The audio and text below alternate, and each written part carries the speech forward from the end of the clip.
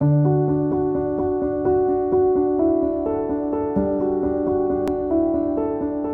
नाम राजेंद्र कुमार शर्मा है और मैं जयपुर का रहने वाला हूँ। जयपुर में मैं काफ़ी समय से रह रहा हूँ।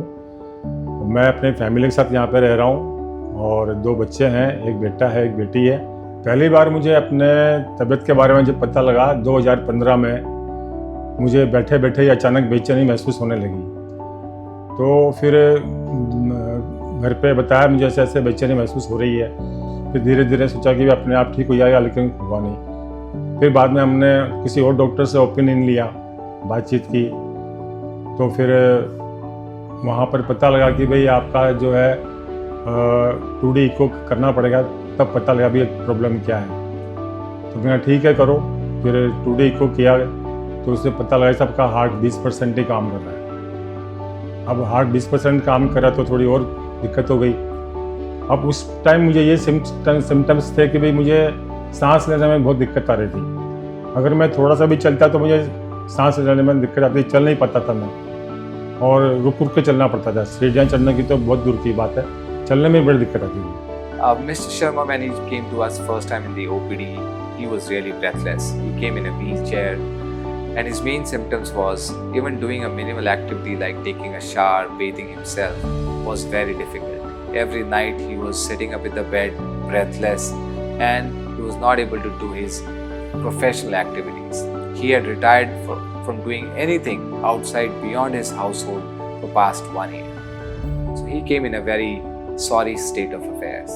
फिर भी अपने आप को संतुष्टि नहीं हुई, भाई कहीं ना कहीं तो इसका इलाज होगा ही, ऐसी बात नहीं है।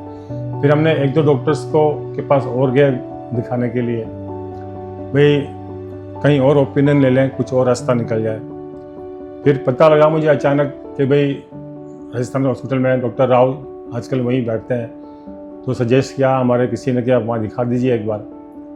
फिर हम यहाँ पर आए, फिर उन्होंने मुझे एडमिट किया। एडमिट करने के बाद फिर मेरा ट्रीटमेंट शुरू हुआ। ट्रीटमेंट शुरू होने के बाद देखा डॉक्टर राव साहब भी आए, उन्होंने अच्छी तरह से मुझे जांचें की मेरी। पता लगा कि भाई आपके एंजियोग्राफी करनी पड़ेगी। अब 20% हार्ट में एंजियोग्राफी कहाँ से होगी, बोले हम छेड़ भी नहीं सकते उसको। तो फिर भी डॉक्टर रविंद्र राव साहब ने बहुत हिम्मत की, बहुत रिस्क लिया कि भाई हम कोशिश करेंगे पूरी आपको अच्छा ट्रीटमेंट देने की। तो उन्होंने तुरंत फिर करके और मुझे स्टंट डाल दिया। उन्होंने भाई आप ये स्टंट डाल लेते हैं, अभी आपको काफ़ी आराम मिल जाएगा। उन्होंने स्टंट डाल दिया, उन्होंने फिर ठीक हो गया थोड़ा बहुत, फिर मुझे हॉस्पिटल डिस्चार्ज कर दिया। लेकिन वो स्टंट डालने के बाद कुछ दिन बाद फिर मुझे तकलीफ हो गई, उससे मुझे आराम नहीं आया, बहुत परेशान रहा मैं। फिर वही सांस तक लेने में दिक्कत, मतलब बिस्तर से उठ करके मैं वॉशरूम जाऊं वहाँ तक भी मैं चल नहीं पाता था, ये मेरी कंडीशन हो गई थी। He had suffered a heart attack in the past, and his heart's efficiency had gone down from 55% to almost 30%. His main symptoms were breathlessness. The medical terminology is orthopnea, means every time when he would lie down flat, he would be breathless and he had to sit up in the middle of the night. There would be weeks altogether when he would just sit in a chair and sleep in the night. The other complaints were swelling of feet. There would be fluid accumulation in his legs, fatigue, and loss of weight and loss of appetite. एक बार जब आया तब काफ़ी दिक्कत थी मेरे को, तो इन्होंने कहा कि अब आप दोबारा से एडमिट हो जाओगे। फिर जब मैं एडमिट हुआ तब डॉक्टरों ने अच्छी तरह से मेरे को पूरी तरह से चेकअप करके, राव साहब ने काफ़ी मेहनत की, बहुत अच्छी तरह से मेरे को देखा। फिर इन्होंने कहा कि देखिए राजेंद्र जी, आपके हार्ट में जो था ब्लॉकेज, वो तो हमने कम कर दिया, ठीक है। अब बात यह कि आपके दोनों वॉल लीकेज है, उसमें एक वॉल बहुत ज़्यादा लीकेज है और एक बहुत कम है। तो अब इसका तो ये है कि हम इसका इलाज करेंगे। तो मैंने कहा सर आप जैसे इच्छा हो आप कीजिए, लेकिन मुझे ठीक कर दीजिए। तो उन्होंने कहा कि देखो रिस्क तो है और ये रिस्क हम ले रहे हैं। डॉक्टर रविंद्र साहब व इनकी पूरी टीम ने पूरी अच्छी तरह से मेरे को सीरियसली लिया इस चीज़ को। और फिर एक दिन टाइम मुकर्रर करके मेरा इन्होंने ट्रीटमेंट शुरू किया।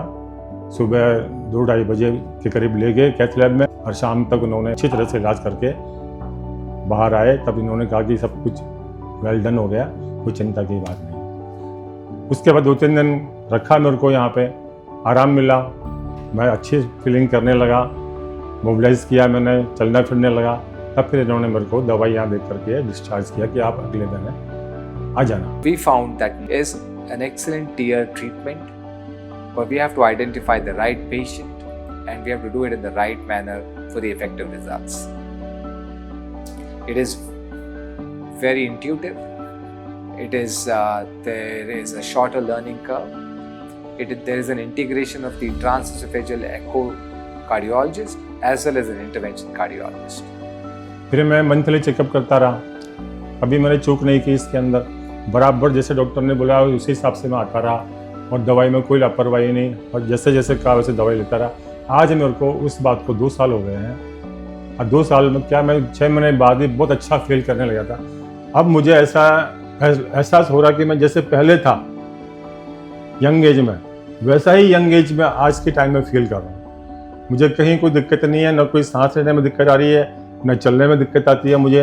मैं दौड़ भी सकता हूँ, ऐसी बात नहीं है, मैं फिजिकल वर्क भी कर सकता हूँ। लेकिन डॉक्टर साहब ने कहा कि आप एक नॉर्मल लाइफ जी सकते हो, तो मैं अपनी नॉर्मल लाइफ आराम से जी रहा हूँ, मुझे कहीं कोई दिक्कत नहीं आ रही है। ये मेरे साथ एक तरह से मिरेकल का हो, और डॉक्टर साहब का प्रयास, इनकी मेहनत और इनके डॉक्टर की पूरी टीम ने मिलकर जो मुझे इस स्थिति में पहुंचाया है, मैं उन सबका बहुत बहुत आभारी रहूँगा।